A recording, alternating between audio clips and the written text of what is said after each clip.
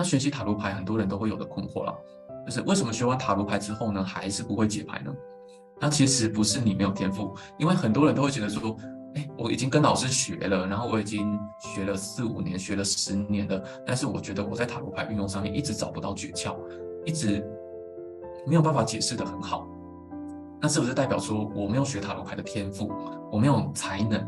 其实不是哦，不是因为你没有天赋跟才能，因为我觉得任何人都可以学会塔罗牌，没有学不会啊，只是你的方式可能错误了，对，你的方式可能用错，所以你才没有办法去把塔罗牌真正的学好。所以我就会教大家，不用死背硬记也可以学会塔罗牌，而且也不用去记那些很艰涩的神秘学符号啊，你只要用有逻辑架构的系统去学习，就是我帮你架构好的系统去学习，然后去学习每一张牌它代表是什么课题，然后宫廷牌的心态在我们的人生中，在我们的工作以及感情上面会有什么样的状况啊？这样其实你就会很轻松的学会塔罗牌哦，你会有这种非常贴近生活的实质建议，可以给自己，也可以给你的个案，那也有一种专业引导的解牌能力。所以在学习塔罗牌上面，它是需要方法的哦，不是说我今天看一本书，或者说我今天就是在网络上看几个文章就可以学会的。我们今天这个课程呢，就是要教大家认识塔罗。那应该是有很多同学在对于我们学习塔罗牌上面有很多的问题，或者是很多人是有学过塔罗牌，可是还不知道塔罗牌到底是什么，然后觉得塔罗好像是一个很复杂的东西，对不对？所以我们今天就是要来教大家要怎么去学习塔罗牌，也就是说在学习塔罗牌上面的一些诀窍啊，跟一些技巧是我想要教给大家的。因为如果今天我上课我只是在讲塔罗牌的牌意，或者是说我只是在讲塔罗牌的历史，那这样的话可能对大家帮助不大，因为这些东西其实在网络上都找得到。那我今天是想要分享我一些学习塔罗牌的经验啊，那当然我也会把一些比较正确的观念教给大家。什么叫做正确的观念呢？我觉得学习塔罗牌正确的观念就是你要知道说你学习塔罗牌是为了什么，然后并且人家在问你问题的时候，或者是来找你做塔罗牌占卜的时候呢，你可以去专业的去回答你的个案，或者是回答你的朋友说，哦，塔罗牌它是一个什么样的系统，然后它是应该要怎么使用。那我学塔罗牌，可能是因为我想要疗愈自己，或者是我学习塔罗牌是因为想要帮助更多的人。所以呢，大家上完这堂课之后，其实你们就会知道塔罗牌它是一个什么样的工具，那以及我们该如何去使用它。对，那当然今天这堂课差不多就是1个小时、2个小时，那么不可能就是一下子把大家从一个塔罗新手变成一个高手嘛，对不对？可是我会给大家钓竿啊，也就是说我不会直接给你鱼，我会给你钓竿，我会跟你说塔罗牌应该要怎么学习才有效果，那你应该要用怎么样的态度去学习塔罗牌对你来说，你的人生才会可以找到方向，好不好？为什么认识塔罗可以选获人生钥匙呢？塔罗牌跟我们的生命，它到底是有什么样的连接，跟什么样的关系？好，那其实我也是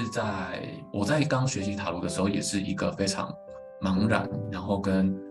在工作上没有那么的顺遂，在感情上也没有那么顺遂的一个状态啦。所以基本上，我觉得会来学习塔罗牌的人，有一大部分都是因为在生活上不太顺遂，或者是遇到了一些挫折跟阻碍，才会来学习塔罗牌。那在触碰了塔罗牌之后，发现，这牌卡很有趣哦，它竟然可以了解我在想什么，那它竟然可以知道我发生了什么事情，然后也可以知道说我现在的状况是在什么样的阶段。所以我在学习塔罗牌的时候呢，其实我是抱持着一种好奇跟兴趣去学习的，所以一开始并没有想要成为一个占卜师，那甚至是教塔罗牌的老师。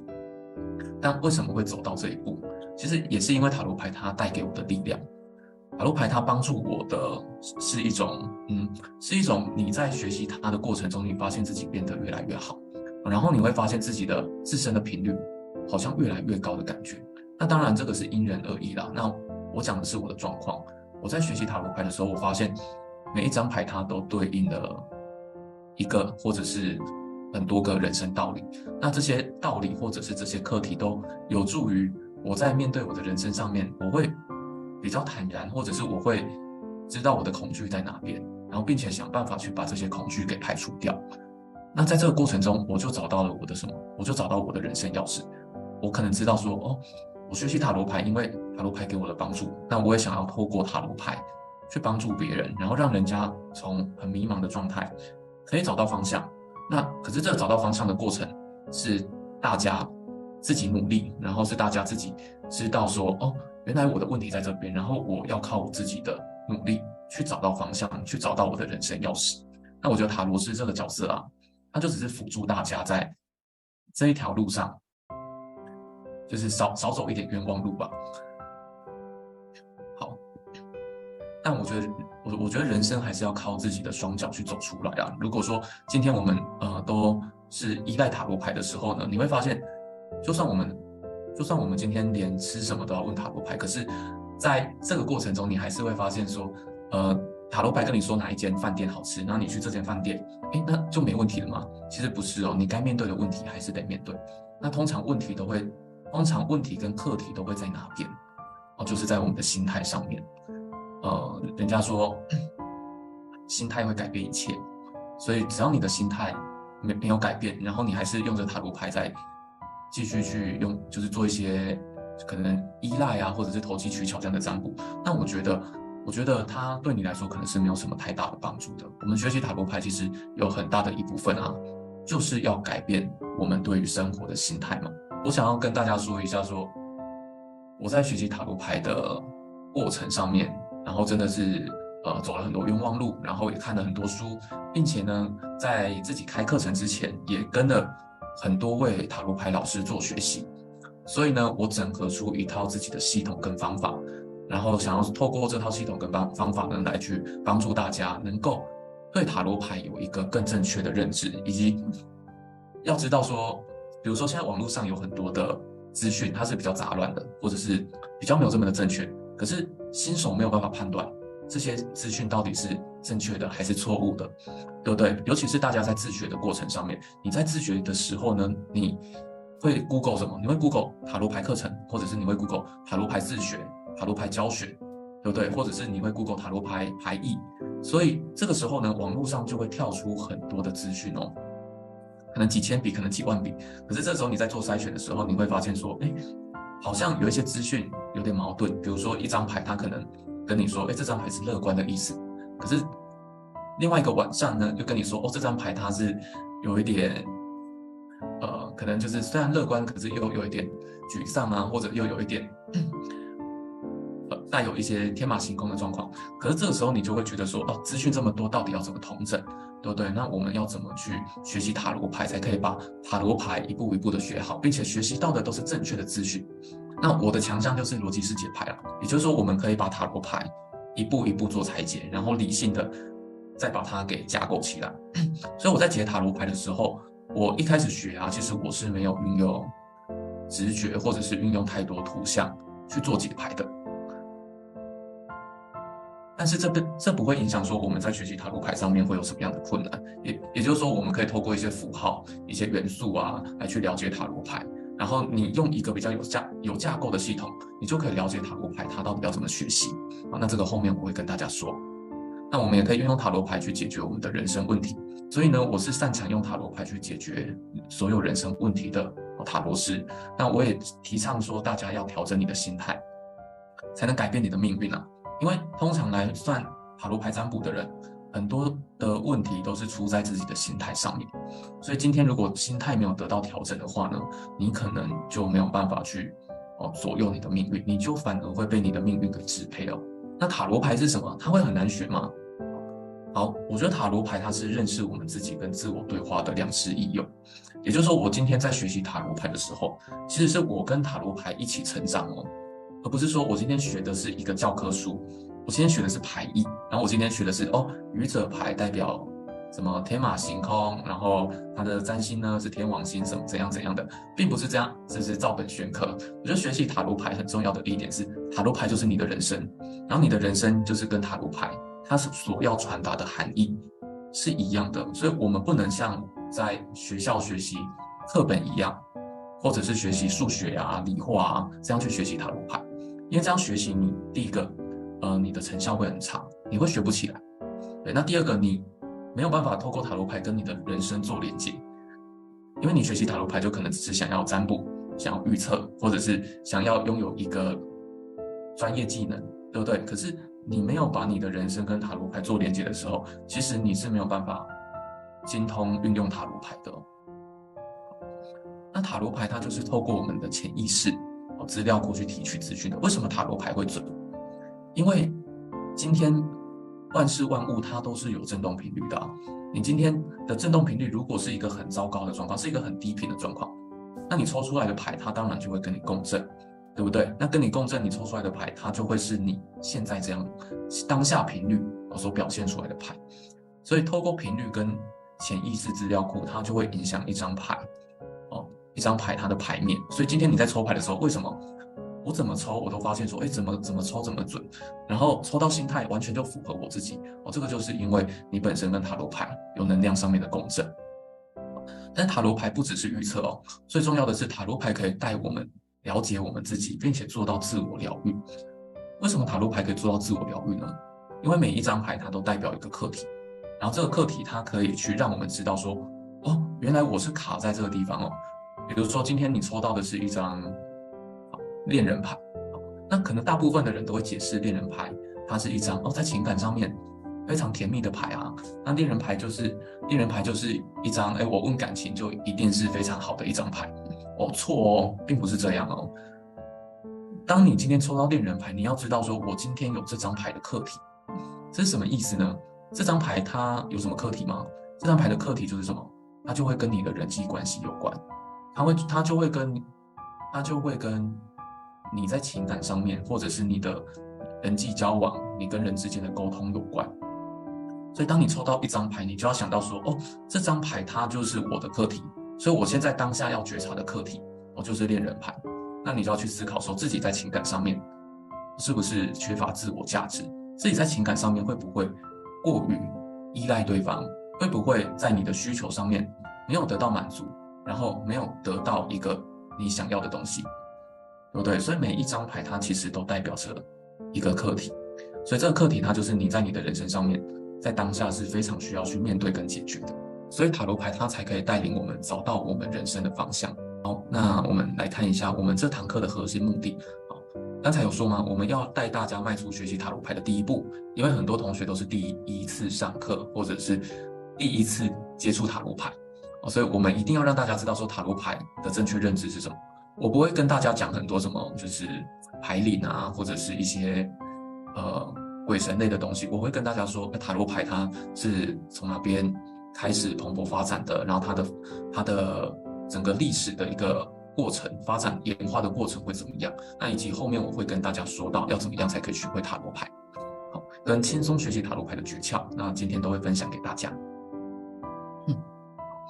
我们先来看一下塔罗牌的发展，这个大家应该很多人在网络上，或者是说你们以前自学看书本都有了解过塔罗牌它是怎么发展的，那我这边就大概带过。塔罗牌大家知道吗？它就是跟扑克牌有点像，对不对？尤其是宫廷牌的地方，很像扑克牌的这种国王皇后JQK 的感觉。塔罗牌它一共有78张所以你今天看到的牌，它如果上面不是写塔罗那它可能就不是78张的塔罗牌，因为牌卡有很多种类，有什么神谕卡天使卡独角兽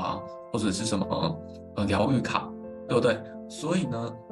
大家不要把这些牌卡都归类在塔罗牌里面，因为塔罗牌它就是有一个非常严谨的架构跟非常严谨的系统所以78张牌的它才是塔罗牌。不过当然有一些牌卡它是私人出版的嘛，或者是它本身里面可能有2张愚者牌，或者是有2张恋人牌，所以它可能是79张或者是80张那这个没关系。可是塔罗牌基本的架构就是78张多一张少一张都不行所以呢，我们在塔罗牌的架构上面它是非常严谨非常讲究的啦16张宫廷牌就是16张宫廷牌，22张大牌就是22张大牌，那以及数字牌就是1到10，然后4个元素，所以它都是架构的清清楚楚，然后不会让大家搞混的所以大家要知道说塔罗牌它一共有78张。好，然后它是源自于15世纪，差不多14、15世纪这边，在欧洲这边开始被广为流传，然后大家把它当成是一种纸牌游戏来做消遣或者是做休闲这样。可是呢，在后面的发展上面，它就是被神秘学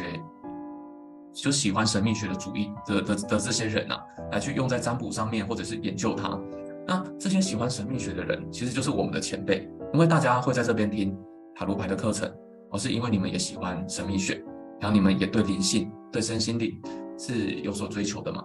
对不对？所以其实以前的这种神秘学家，他们在科学跟神学还有灵学没有分得这么清楚的时候，其实他们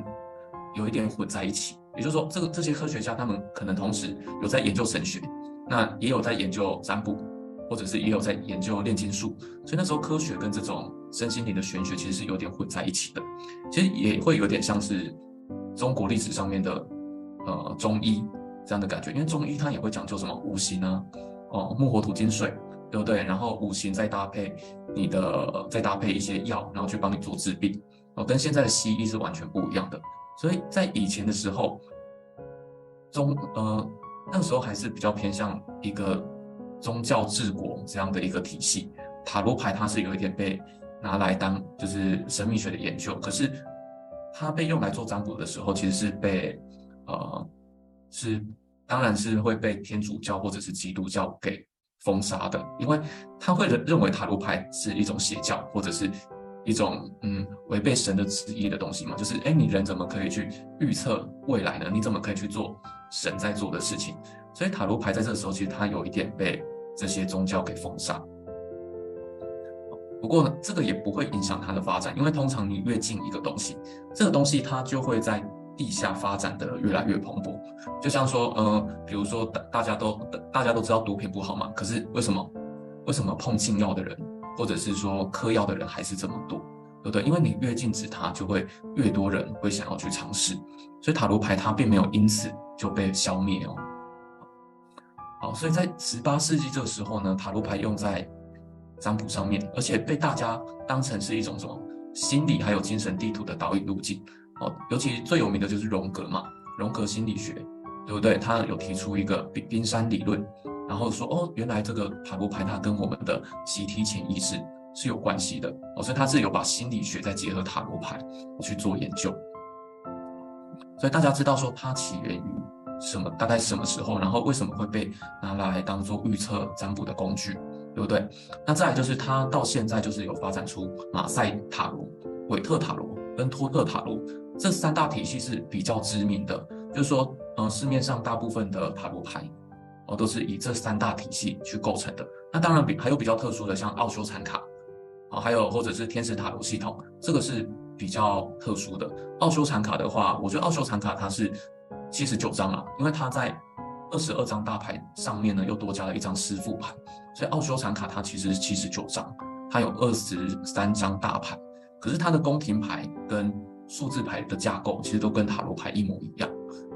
因為一样有4元素，然后一样有数字1到10，然后一样有16张宫廷牌，所以奥修禅卡它跟塔罗牌是很相近的。好，那再来就是天使系统啊。天使塔罗的话，我觉得它跟韦特塔罗也是比较相近因为天使塔罗牌它使用起来，它上面的牌卡上面的含义都是比较正向的。它可能一张高塔牌是可能在韦特塔罗牌里面大家比较害怕的牌，可是在天使塔罗牌里面呢，它给它的一个象意叫做更新，也就是说抽到这张牌代表我的人生有一个大更新，我要有一个比较大的变化，所以它反而是带出一种比较正面的含义。不过这些牌啊，我觉得他们在学习上面或者是说在运用上面其实都是大同小异，它都可以带领我们找到心灵上面的指引，而且还可以让你去看到未来发展要怎么走。好，塔罗牌里面的各个元素符号啊，这些其实它不是一开始就是这样塔罗牌不是你现在拿到的韦特塔罗牌、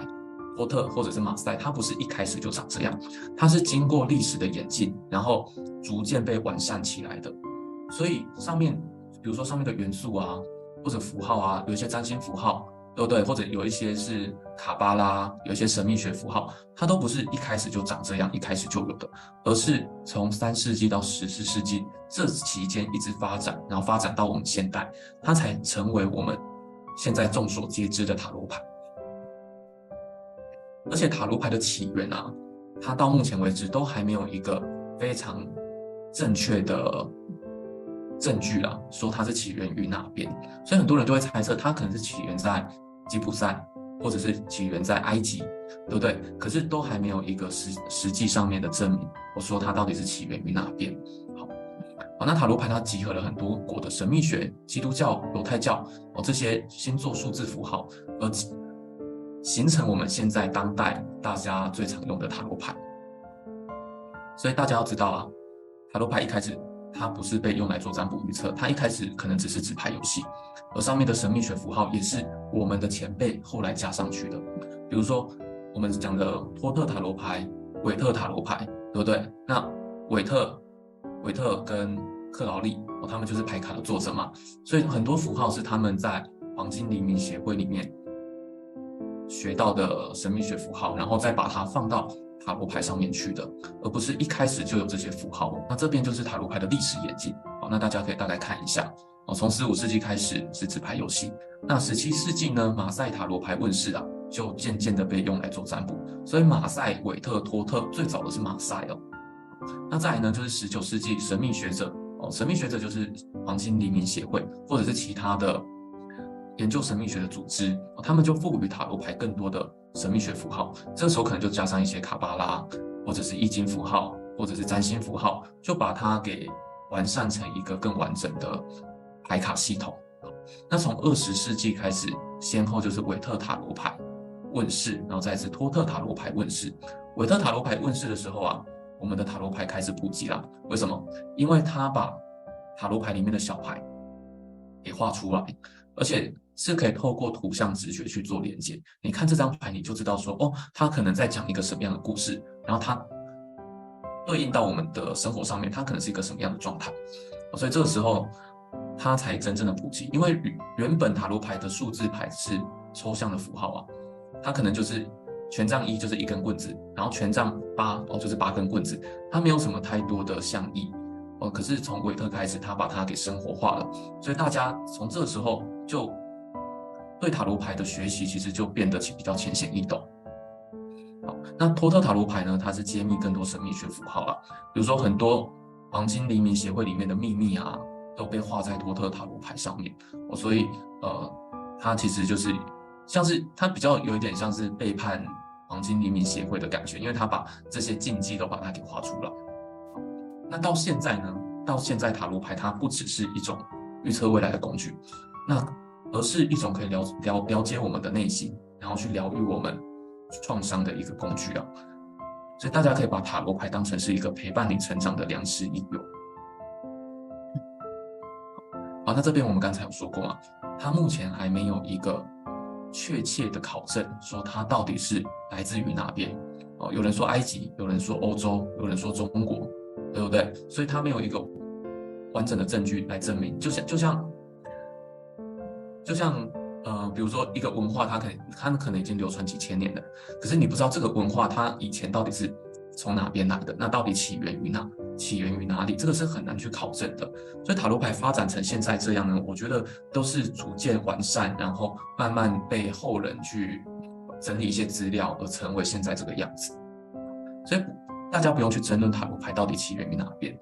如果你在网络上查资料，塔罗牌的起源，你就会找到很多的论述。比如说，有人就会说，可能是来自于埃及；有人就会说，可能是来自于吉普赛啊，或者是欧洲啊，或者是中国啊。那我觉得，在还没有一个确切的考证之前，大家不用过于猜测啊。我们只要知道说，塔罗牌它是可以帮助我们解决问题，并且可以觉察自身课题的工具就好。所以不必去争论它到底是来自于哪边。那这边就是我们当代呢比较常见的塔罗牌系统。就算它是不一样的系统，可是它都一样是78张哦，它都一样有16张的宫廷牌、22张的大牌以及40张的数字牌，所以这个系统架构它是不变的，只是说它在牌卡上面的一些含义，或许跟我们知道的韦特塔罗牌会有一些差距，比如说马赛啊或者托特啊，他们里面有一些牌卡跟韦特还是有一些差异的。马赛塔罗牌是最早的嘛，它就是跟扑克牌最相似，然后年代也最久远不可靠哦，所以我们甚至不知道马赛塔罗牌的作者到底是谁。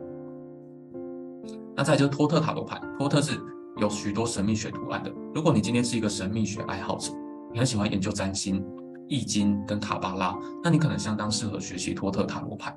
因为它上面有许多的神秘学符号。可是托特塔罗牌对于新手来说，可能也不容易上手了。它虽然牌卡的画面很漂亮，然后非常的灵性，可是呢，也过于抽象，就是你可能对它会有点难理解。好，那现在最普遍的就是韦特塔罗牌。韦特塔罗牌它是最浅显易懂跟生活化的，最适合初学者入门。那大家如果你们在虾皮上面搜寻塔罗牌，然后就会出现几千笔卖塔罗牌的。好，那这个时候呢，90%都是韦特系统啊。你们在市面上可以买到的塔罗牌90%都是韦特系统。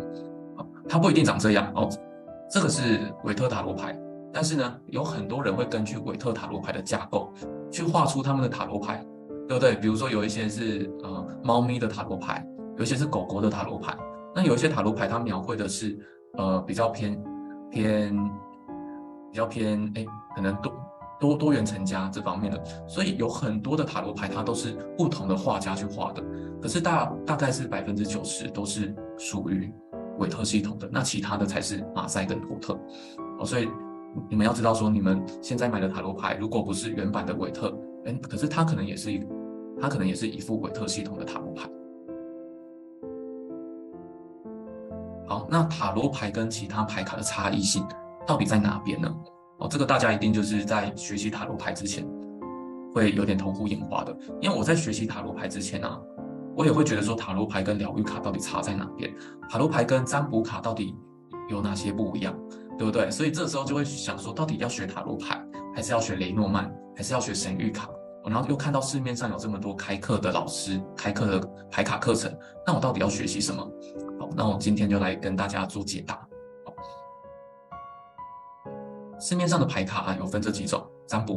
卡就是像雷诺曼、基博卡或者是易经牌、紫微牌，这个就是占卜卡。占卜卡就是用来占卜预测，未来可能会发生什么事情。比如说雷诺曼就适合用来占卜，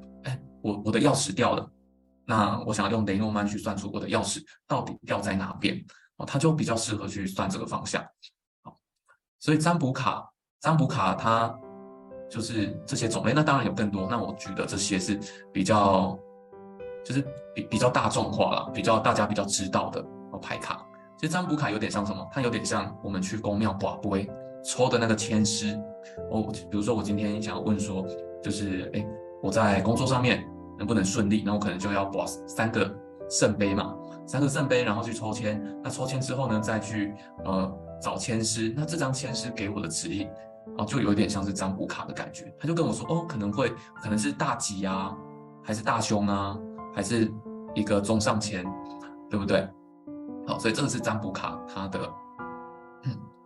它的效用。好，那再来是疗愈卡跟神谕卡。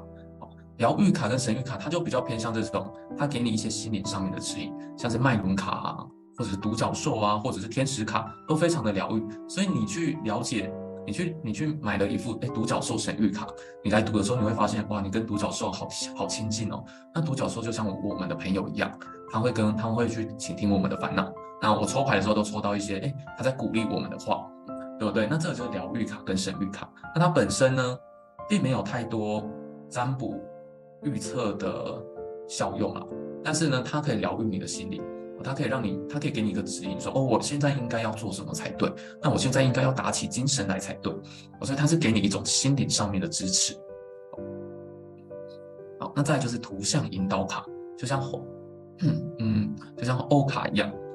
图像引导卡就是上面没有任何的文字，它只有图像，可是它让你透过这个图像去思考说，这张图我看起来好像感觉到什么一样。比如说我看到一张牌，我想起我的妈妈，或者是我想起我童年的一段创伤，对不对？所以它是透过一张图卡来去引导你，来去疗愈你说，你想到什么？然后你看到这张牌，你会觉得你感觉到什么？这个是图像引导卡的功用。那它比较会偏向是这种心理学领域或者是心理师比较喜欢去使用的因为很多心理师他可能会用一些图像引导卡引导他的个案，然后去疗愈他们的伤痛啊，或者是引导他们去讲出他们内心那些过往的不想面对的回忆或者是创伤这样。好，那还有一种呢叫做文字引导卡，就是上面没有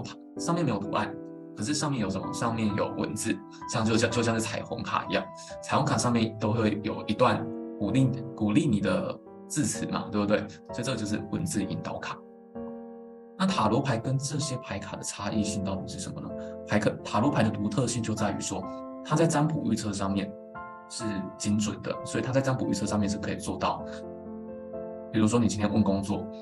发展性，或者是说你今天问感情的发展性，塔罗牌它都可以给你一个很明确的答案。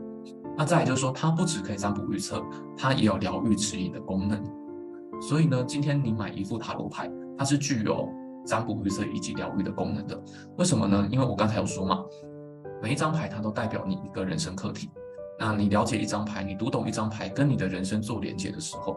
你就会知道说你的问题在哪边，你就会看到你以前看不到的盲点。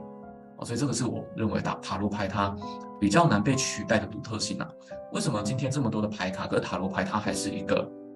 最大宗，或者是说它还是站在一个就是牌卡里面第一名的位置？就是因为它的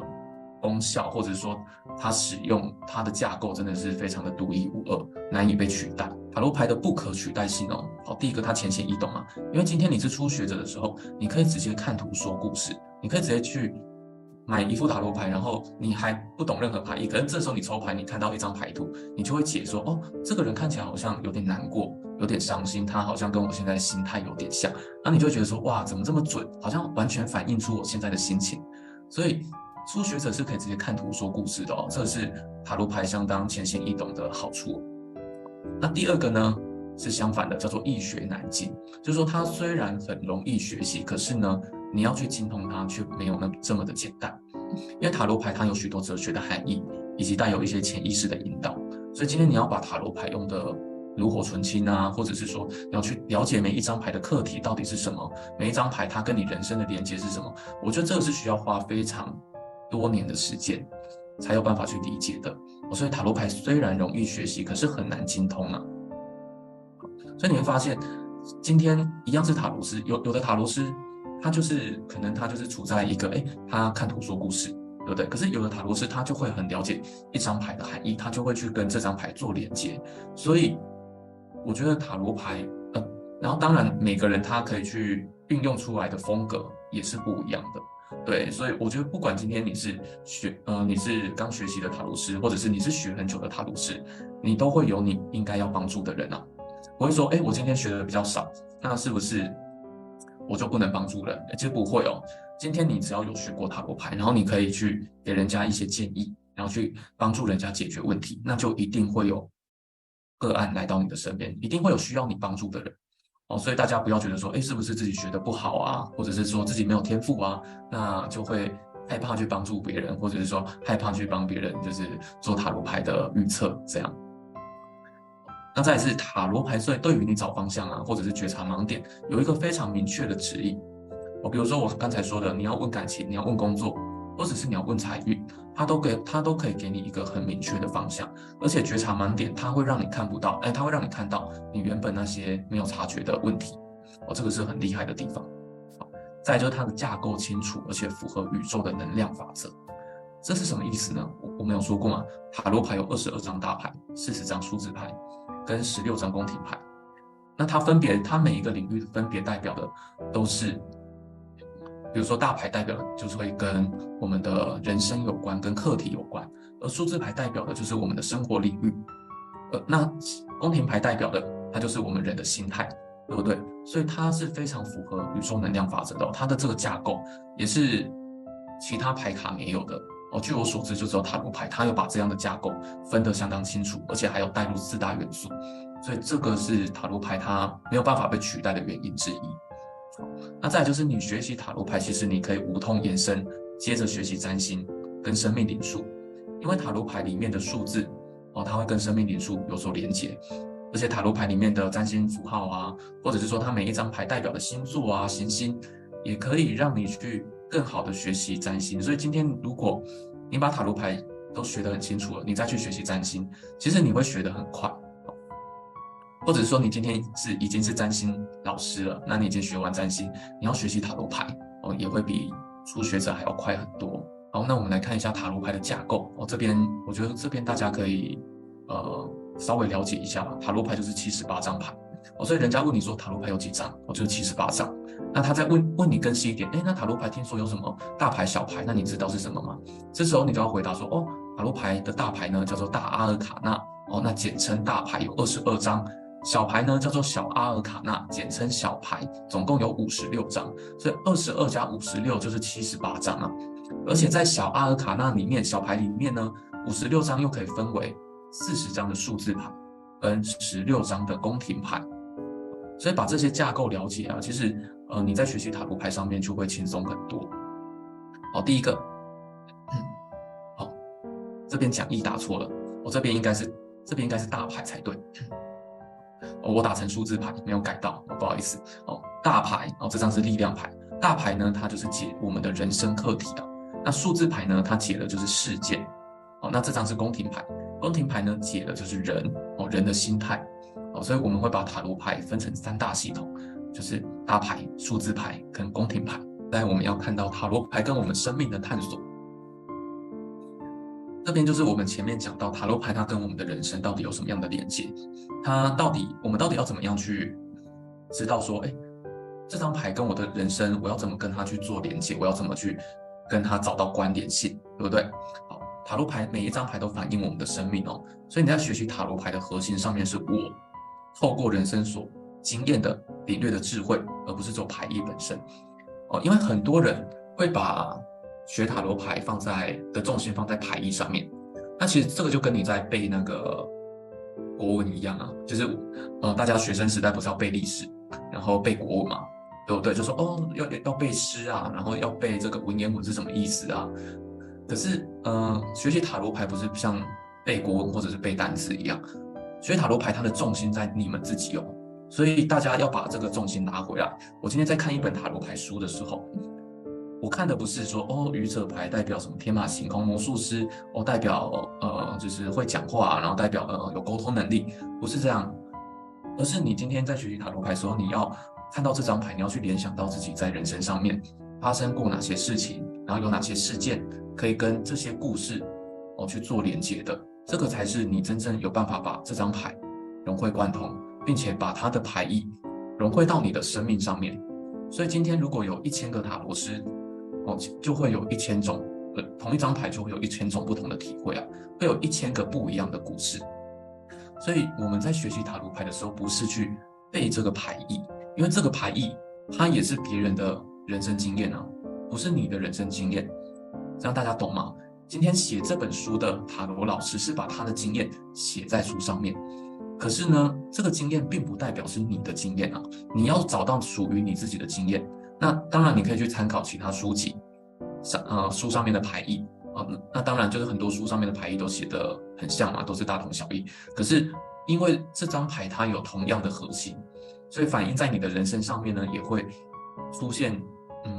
也会从这个核心去延伸出属于你自己的牌意。比如说愚者牌在我的身上可能是变动极大，可能我找不到工作啊，然后可能就是我流落街头，对不对？可是可能在你的身上，愚者牌是一个叫做重新开始，或者是放飞自我的状态。所以在不同人的身上就会有不同的影响在我的身上可能我很落魄啊，我找不到我的方向跟目标，然后我觉得说算了，人生轻松自在就好了，也不用赚钱人生就潇洒一下就是也不用负责任，对不对？我的心态可能是这样，可是你的心态可能是我今天我要放飞我自己吧，我今天我要好好的去为我的人生享受，活在当下我不要再被这个世俗的框架给捆绑了。所以一张牌放在不同人的身上是完全两回事对，所以不是每个人都可以套入书上面的牌意，所以书上面的牌意基本上是大家可以当做一个参考，但是你解牌的时候不能完全按照书上面的牌意去解所以呢，为什么大家背牌意背得滚瓜烂熟，但是还不会解牌？那是因为只知道学习牌意是无法理解塔罗牌的。而且你在帮别人解牌的时候，你解的也不是牌哦，你解的是问题哦，你解的是人哦，你不是说你今天在帮人家解牌的时候，你抽到愚者牌，那愚者牌代表的就是放飞自我哦，天马行空，然后开始在讲牌意哦。你抽到恋人牌，但恋人牌代表就是感情上面的甜蜜，然后怎样怎样的，然后人家就说，可是老师我是来问工作的，那你跟我讲这个感情干嘛？对不对？所以今天你在帮人家解牌的时候，核心不是在牌上面，核心是在这个人的问题上面，是在这个人的本身哦，它才是核心哦，核心不在牌上面，牌是用来解决他问题的工具，好吗？好，那这边我来给大家看一下。好，今天这个是个案，好，他因为有什么问题，这个是他的疑惑跟烦恼，所以他在寻求塔罗牌的帮助，对不对？所以呢，我们今天要帮他解决问题，我们就要回到他的本身，去引导他的心态，并且透过塔罗牌去帮他找到方向，才可以解决他的问题。所以我今天画了这个图，大家应该就会比较了解说为什么我说要把问题回到人的身上。因为今天就算你今天抽到的是一堆烂牌，一堆不好的牌，什么高塔、死神、宝剑三，他问，我想问说这个月有没有桃花呢？我抱着一个非常兴奋，跟雀跃的心情来问说，老师，我想要知道说这个月有没有桃花？我觉得好像身边有好多女生都在暗恋我，好多女生喜欢我，天哪！那我来问一下有没有桃花？结果呢，老师抽到什么死神、高塔、宝剑三。那要怎么办？你要直接去打击他嘛？就是说，我觉得就是你如果按照牌意讲的话，他会心如死灰啊，他就会觉得说，就是他无法接受，他就说，老师你怎么不太准啊？我今天花这个钱是白花了，对不对？所以大家今天在帮人家解牌的时候，不是按照牌意去讲，你要按照他的状况去讲，你要去问他说，你说你很多桃花，那你觉得你在这个你在感情上面，你有想要得到的东西吗？你有目标吗？你有方向吗？因为从这个牌面上看起来，死神牌、高塔牌都代表说，在你的现阶段好像不太适合去谈恋爱、谈感情。那就算有这些桃花，它对你来说也是没有用的，对不对？所以今天我们要回到这个人的本身上面，回到他的问题上面，我们要帮他找到问题的根源。他来问桃花，不代表说他可能马上就想要交往，马上就想要结婚，所以我们要知道说他到底想要的是什么，他的烦恼到底是什么，还是说他单纯就只是问好玩而已？如果说今天个案是问好玩的啊，其实我不会接啊，就是说有一些个案他是说，老师我想问感情，那我就说，那你想问感情什么？他说没有啊，就是想问感情状况。那我就问他说，所以你是问好奇的吗？问好玩的吗？他说对啊，问好玩的。那这样我不会接，因为他其实没有方向，他也没有目标，他就只是来玩看看而已。对，那其实塔罗牌没有办法帮助到他解决他的问题。对，所以一定要回到人的本身，你才有办法去解决他的问题哦。这就是解牌中的一个诀窍啦，你要先去了解他的问题，然后呢抽牌去看说，这些牌代表什么含义，然后跟他的问题做结合，才有办法去帮助到他。那学习塔罗牌的技巧跟秘密，那这边也是我的心得大公开，也就是我在学习塔罗牌的一些心路历程。然后我觉得这些东西真的对大家会很有用，尤其是你现在还是一张白纸的，你现在还是一个初学者的，那你按照这样的一个步骤，慢慢的去学习塔罗牌，我相信你一定会学习的非常的好。第一步就是你先不要背牌意你拿到塔罗牌，你先不要背牌意，你先看它的图像，你先去熟悉它的图像，你先去看说这张图像给你一个什么样的感觉，然后它带给你一个什么样的感受。可是我今天教的不是直觉式塔罗我今天教的还是逻辑式的塔罗。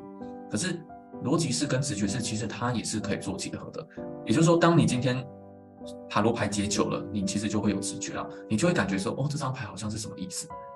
因为你学久了，你对这张牌越来越熟悉，当然你在实战上面也比较精进的，累积比较多经验的，你对这张牌就会比较有感觉。那前提是你要先把它的图像给看熟悉。比如说我今天说权杖三，然后你就会想到权杖三这张牌图的画面，对不对？或者是我今天讲到死神牌，你就会想到死神牌它是长什么样子的。所以你们要先去认识每一张图它是长什么样子的，这个很重要。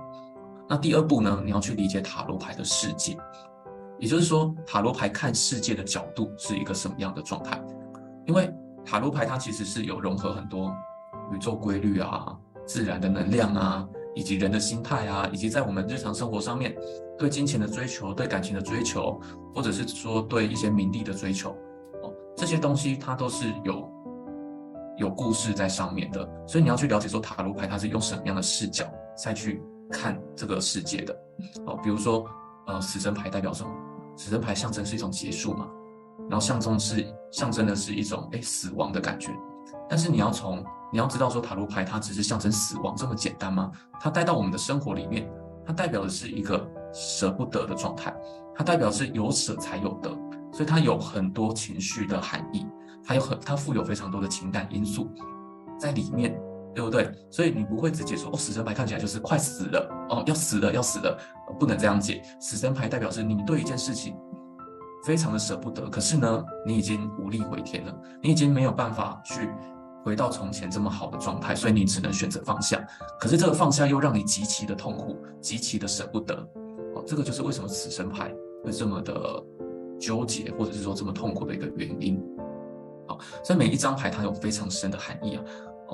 但我觉得牌意都只能，我觉得牌意都只能给一张牌很表面、很粗浅的含义。对，那当然就是很多塔罗牌书上面写的比较深一点的，大家可能也不一定看得懂，对不对？那写的比较浅的又觉得太简单了。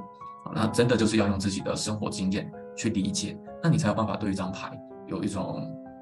我看到这张牌我就完全知道说它的核心是什么，然后它在讲什么东西。好，那在你要去弥补时代背景跟文化的差异性，我们说塔罗牌它上面的牌图跟我们的生活有很大的差距嘛，对不对？我们是生活在台湾，或者是生活在亚洲，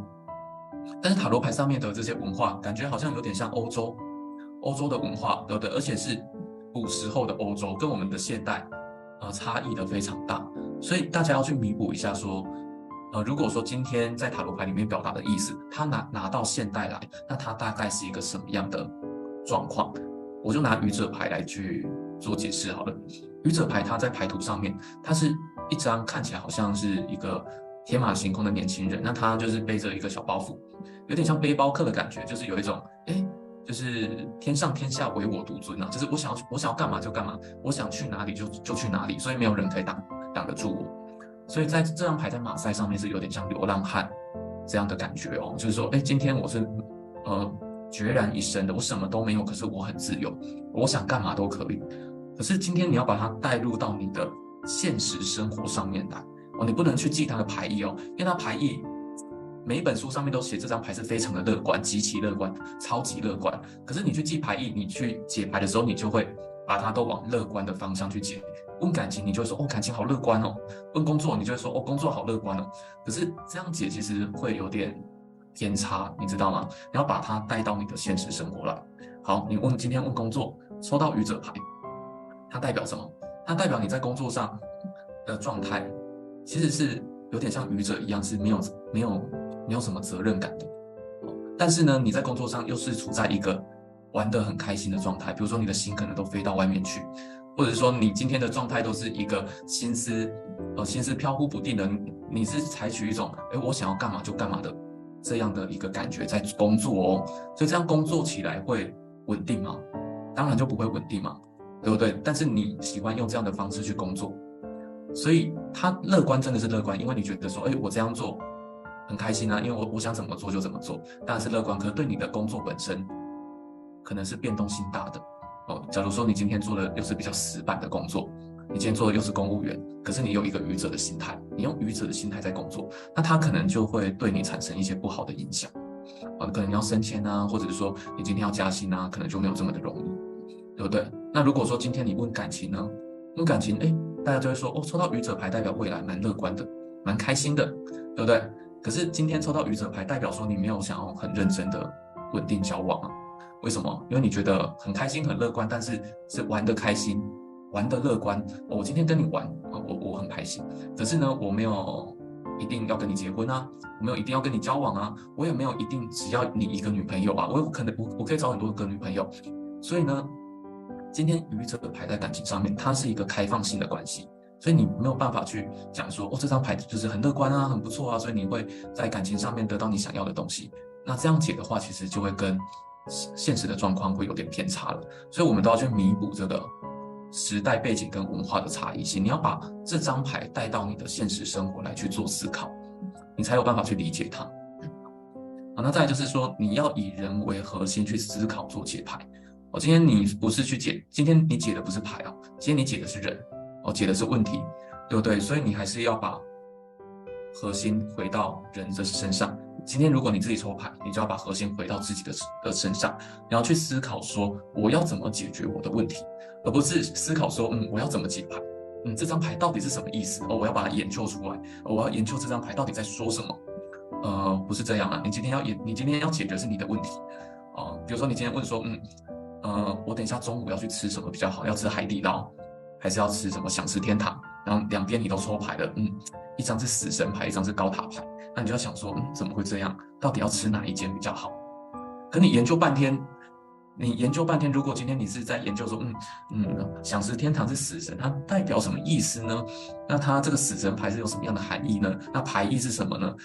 或者是这个海底捞是高塔牌，那它到底是什么意思呢？那你研究半天，可是你没有解决你的问题嘛，对不对？因为你的问题是什么？你肚子饿，想要吃东西，这个是你的根源嘛？你的问题根源是，你再不吃东西，你就可能就快要饿死了。可你今天还是在把心思花费在说，这张牌到底它的牌意是什么？那要怎么解？那你可能就是解完，你可能就没有力气吃饭了，对不对？所以你今天就算帮自己解牌，或者是帮别人做解牌，你的核心都是在我要解决问题，我要解决问题而不是我要算得很准。重点不是在算得准不准啊，因为塔罗牌是一定会准的，100%会准，200%会准。你要对塔罗牌有信心，所以既然它100%会准，我就不用想说我要算得很准，反正它一定会准嘛。那我要思考的是什么？我要思考的是我要解决我的问题啊，问题才是最重要的，问题才是放在第一位的。好，那再来就是最后一个，就是要拆解各种符号的象征。我们来看一下啊。好，学习塔罗牌的技巧跟秘密元素。好，比如说你今天问老师，我这个月有桃花吗？好，那塔罗牌有4大元素它有风火水土4大元素。好，那抽到风元素呢，我们就可以解说，桃花吗？那桃花的情况可能有点飘忽不定啊，就说可能有，但有可能没有，就是时好时坏的状况。而且就算有呢，也不一定可以稳定交往因为风元素代表就是一个飘忽跟不稳定的状况。对，所以这个时候你的牌面上出现很多风元素，就可以这样去做解释。好，那如果说今天出现的是火元素呢？火元素就代表有目标，或者是有桃花，有人追求。如果牌面上是很好的火元素组合，有很好的大牌，很好的宫廷牌，那么呢，牌面好就比较容易可以交往了。但如果今天火元素牌面不好啊，有可能也会有一种比较花心啊，或者是说双方比较多冲突以及控制欲的状况。对，所以这个我们都还是要根据牌面来去做一个全面的讲解。可是光靠元素，你就可以把这组牌就是解出一个比较大的方向。水元素呢，就是可能有喜欢的人，有桃花。那牌面好的话，就是人际交流互动都还很不错。所以今天如果水元素又搭配到什么圣杯9啊、圣杯10，代表你的桃花可能就爆棚了。桃花在人际关系上面就是一个人脉人缘大爆发的一个状态。那如果是土元素呢？土元素讲究是务实跟实际嘛，所以你问今天有没有桃花，抽到土元素，其实这桃花是比较被动的，它不太可能，它有可能是隐性的，它有可能是你没有看到的。那再来就是你可能自身也缺乏交际你心中想的是比较务实的状况，比如说你重心可能放在工作上面，你重心可能放在一些我要找对象，可是我的对象条件也不能太差，你就会去衡量这个对象的条件。所以4大元素它在同一个问题上面都会展现出不同的能量，所以只要学会元素只要学会4个东西，风火水土，你就可以解出一个大方向。所以其实你不用去背78张牌你就记4个元素，那你就可以解一个大方向。那剩下的后面呢，就是你可能再去记一下数字，它要怎么解？每个数字它代表是什么含义？那它跟元素搭配起来，你就可以更好的去把塔罗牌有系统的学会了。好，那再来就是塔罗牌的数字。数字呢， 1到10，它就是从开始到结束的含义哦。数字1是开始，好，那数字10就是结束。开始是什么？开始就是从无到有，叫开始嘛。那无就是0，那有呢就是1，从无到有就从0到1，对不对？所以1就是开始。那10为什么是结束？因为10就是从1到0啊，原本有的，变成没有了。所以你会发现这个数字很有趣啊。数字1是开始，数字10是结束，1、0就是从1到0，原本有的没有了，就叫做结束。所以1、2、3个阶段呢，是一个刚开始，然后开始在学习，开始在成长，或者是说开始在跟人家做接触磨合的一个阶段。好，所以问桃花呢，1、2、3就是一个刚开始或者是刚接触的阶段。那4、5、6呢，就是它可能是一个熟悉，开始熟悉，跟对方有一些稳定啊，或者说双方有一些磨合啊这样的一个情况。好，那7、8、9呢，就是在你们感情上面可能有一些挑战跟收获。挑战呢可能就是一些争吵啊，或者是说一些想法上沟通上面的问题。那收获呢，就是说你在这段感情上面有度过磨合期，然后得到你想要的东西。那数字10呢，就是圆满跟结束的阶段。在感情上面就是圆满跟结束的阶段。所以只要把数字牌给学会，然后把元素给学会，那其实你在学习塔罗牌上面就比较能够驾轻就熟啊。那再来就是大家都很好奇的塔罗牌的逆位到底要怎么做解读呢？这边其实也要跟大家说一下，逆位塔罗牌它是逐渐完善的技术，所以逆位也不是塔罗牌一开始就有的解读技巧，它也是因为后来的演进，然后有一些占卜师我可能发现说，用逆位解读好像可以去把塔罗牌分成，就是把塔罗牌的含义就是转成另外一种不同的含义。比如说有人会说，逆位解读就是一种把好的变成不好的，把不好的变成好的，对不对？可是其实逆位解读它有很多的变化，它有可能是过多，有可能是过少，有可能甚至有可能是没有，有的变没有了。那有的可能就是一体两面，比如说比如说解释一张牌，它可能是一个感情很好的状况，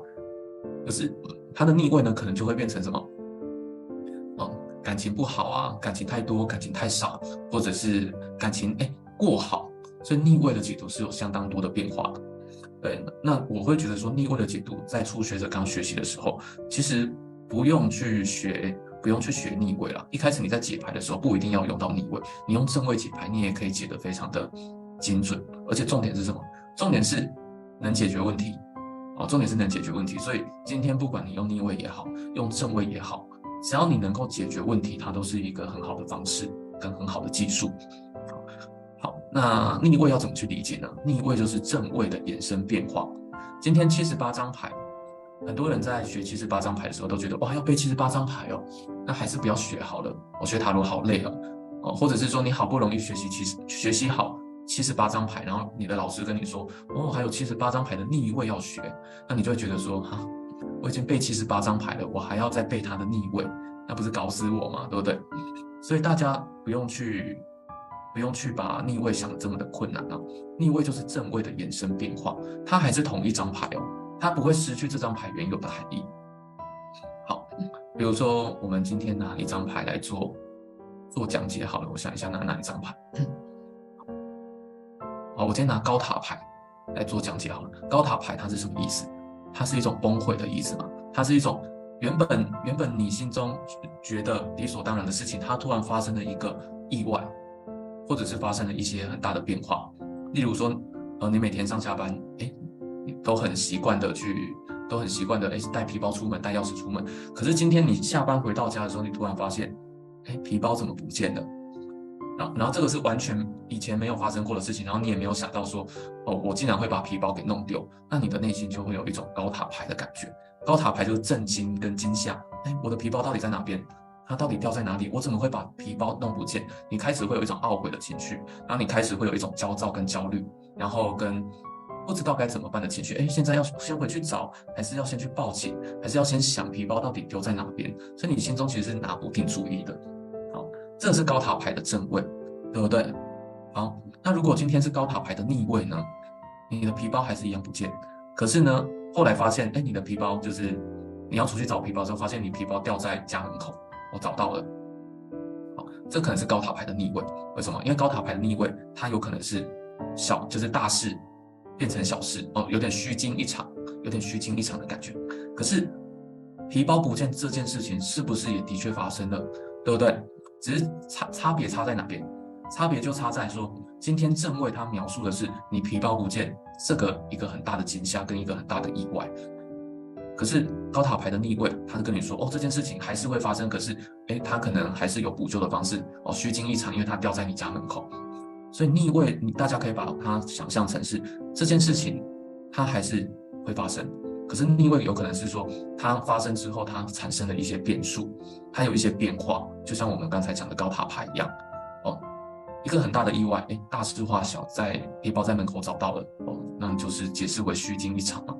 对不对？好，那我们再拿一张牌来做比喻哦，我来想一下，哪一张牌比较好做比喻？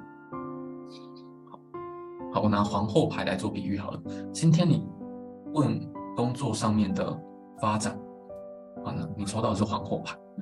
那皇后牌其实代表说你在这份工作上面可以学到很多的东西，而且呢，你在你的待遇上面或者在薪资成长上面，也是一个比较丰厚的能量。因为皇后牌它代表的就是丰盛跟成长啊，它就是让你在感情或者是在工作上面都可以得到一个比较丰盛的收获，这样。好，那今天呢，你抽到的是什么？皇后牌的逆位。好，那你要怎么去解释它？你还是丰盛的哦。今天你抽到，今天它代表的还是就是你在工作上面还是一个丰盛的状况，但是它出现了一些变数。比如说今天你这个丰盛状况是你必须要经历过很多的阻碍才有办法去得到的。你今天丰盛的状况是你经历了非常多的挫折跟挑战才有办法得到的。可是今天当你没有办法去度过这些挫折跟挑战的时候，你就没有办法得到皇后她要给你的丰盛。哦，这样大家可以了解吗？也就是说，这个逆位啊，它代表的就是一种变数，它还是可以带给你一些丰盛跟成长。可是今天如果你能力不足，或者是说你今天心态偏差，那你做不到，你没有办法度过这个挑战，然后或者是你遇到挫折就放弃的话，那这样一个皇后的丰盛，它可能就会流走，它可能就没有办法来到你的身边了。所以逆位有非常多的变化哦，跟非常多的延伸。对，那大家可能就会很头痛，那一定要选逆位吗？其实不使用逆位也不会影响你的准度了。你只要把牌回到问题跟人身上，然后去掌握到解读的技巧，就会精准。你只要能够把问题把它给解决掉，然后我觉得再加上我的塔罗系统，就是有教大家就是不使用逆位也可以解读的非常精准的方式，所以大家其实不使用逆位也不会有影响。